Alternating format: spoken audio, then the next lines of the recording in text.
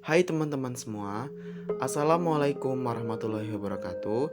Perkenalkan, nama saya Muhammad Ali Saputra, NPM A1A018039, dosen pembimbing Bapak Wisman MPD, dengan mata kuliah Keterampilan Menulis Fiksional.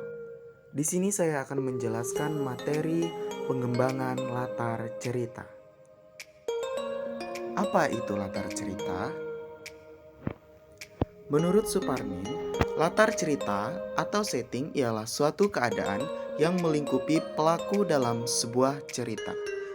Menurut Abrams, latar yakni tempat hubungan waktu dan lingkungan sosial, tempat terjadinya peristiwa-peristiwa yang diceritakan. Dapat disimpulkan bahwa latar atau setting merupakan lingkungan, tempat, waktu, sosial, atau suasana yang melingkupi para tokoh dalam peristiwa-peristiwa yang terjadi serta dalam memainkan perannya di dalam sebuah cerita. Nah, itu tadi pengertian latar cerita. Selanjutnya, jenis-jenis latar cerita. Nurgiantoro mengelompokkan latar ke dalam dua kelompok, yaitu 1. Latar fisik dan spiritual, 2. Latar netral dan latar fungsional.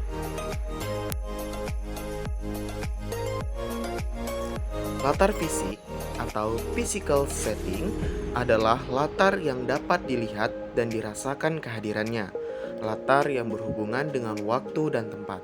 Sedangkan latar spiritual adalah nilai-nilai yang melingkupi dan dimiliki oleh latar fisik. Kemudian ada latar netral atau neutral setting. Adalah latar yang tidak memiliki dan tidak mendeskripsikan sifat khas tertentu yang menonjol yang terdapat dalam sebuah latar.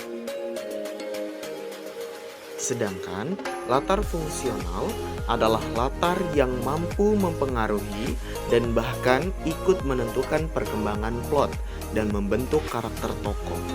Latar fungsional memiliki dan menonjolkan sifat khas latar tertentu, baik yang menyangkut unsur tempat, waktu, maupun sosial budaya. Itu tadi pengelompokan jenis-jenis latar cerita. Selanjutnya, kita masuk ke materi unsur-unsur yang terkandung dalam latar cerita. Yang pertama, latar tempat. Latar tempat merupakan lokasi terjadinya peristiwa yang diceritakan dalam sebuah karya fiksi. Unsur tempat yang dipergunakan mungkin berupa tempat-tempat dengan nama tertentu, inisial tertentu, mungkin lokasi tertentu tanpa nama jelas. Misalnya, latar tempat yang disampaikan secara eksplisit, misal di stasiun Jatinegara. Dan latar yang disampaikan secara implisit, misalnya di gubuk reot itu.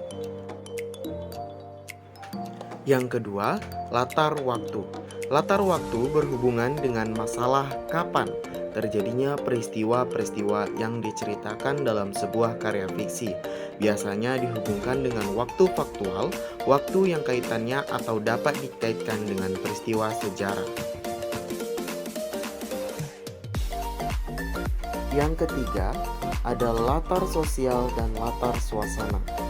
Latar sosial menyaran pada hal-hal yang berhubungan dengan perilaku kehidupan sosial masyarakat di suatu tempat yang diceritakan dalam karya fiksi. Sedangkan latar suasana merupakan kondisi batin di tokoh atau lingkungan tempat si tokoh berada. Biasanya latar suasana dalam cerita tidak disampaikan secara gamblang dan cenderung deskriptif. Itu tadi unsur-unsur latar cerita. Selanjutnya kita akan mengetahui apa sih hubungan latar cerita dengan alur dan tokoh cerita. Yang pertama, latar dalam kaitannya dengan hubungan waktu langsung tak langsung akan berpengaruh terhadap cerita dan pengaluran, khususnya waktu yang dikaitkan dengan unsur kesejarahan. Yang kedua, antara latar dengan penokohan mempunyai hubungan yang erat dan bersifat timbal balik. Sifat-sifat latar dalam banyak hal, akan mempengaruhi sifat-sifat tokoh. Bahkan, barangkali tak berlebihan jika dikatakan bahwa sifat seseorang akan dibentuk oleh keadaan latarnya. Selanjutnya, kita akan belajar bagaimana praktik mengembangkan latar cerita. Metode 1. Menciptakan latar mendetar. Yang pertama, libatkan kelima indera dalam menulis sebuah latar dalam karya fiksi. Yang kedua, kunjungi tempat yang sama dengan latar jika memungkinkan. Yang ketiga, lihat foto latar yang mirip sebagai inspirasi. Yang keempat, sertakan referensi untuk memberi petunjuk kapan cerita itu terjadi. Kemudian, metode 2, memasukkan detail dalam cerita. 1. Pilihlah 3-4 detail utama untuk difokuskan guna menggambarkan suasana. Detail berlebihan dapat membingungkan pembaca dan memperlambat cerita. Pilih beberapa detail utama yang mungkin digunakan oleh tokoh.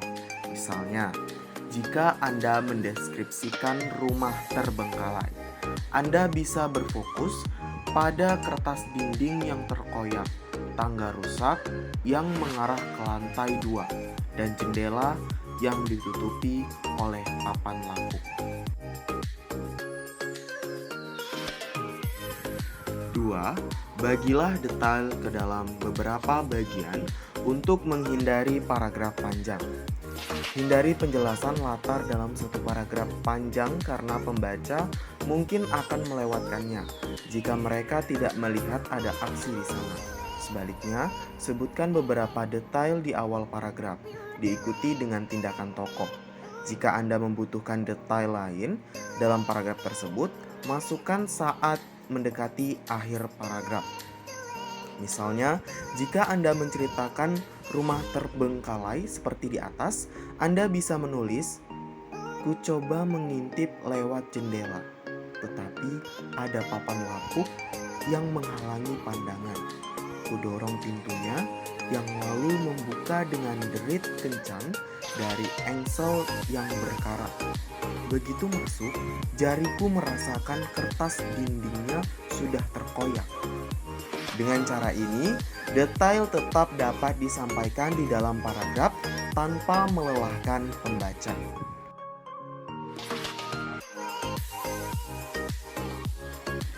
3. Gunakan metafora dan simile untuk memasukkan deskripsi figuratif. Banyak deskripsi latar yang disampaikan melalui apa yang secara harfiah dialami tokoh, tetapi bahasa figuratif dapat memudahkan pembaca menghubungkan, bandingkan suatu latar dengan hal lain untuk menyampaikan suasana di tempat itu. Misalnya, kabel memenuhi lantai ruang bawah tanah, seperti benalu yang menunggu untuk memerangkap, untuk menggambarkan banyaknya kabel di ruang bawah tanah itu.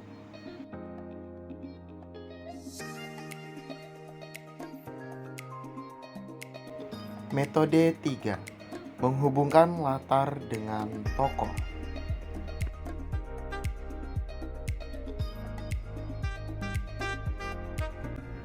1. Hindari penggambaran latar berlebihan yang tidak penting bagi tokoh. 2.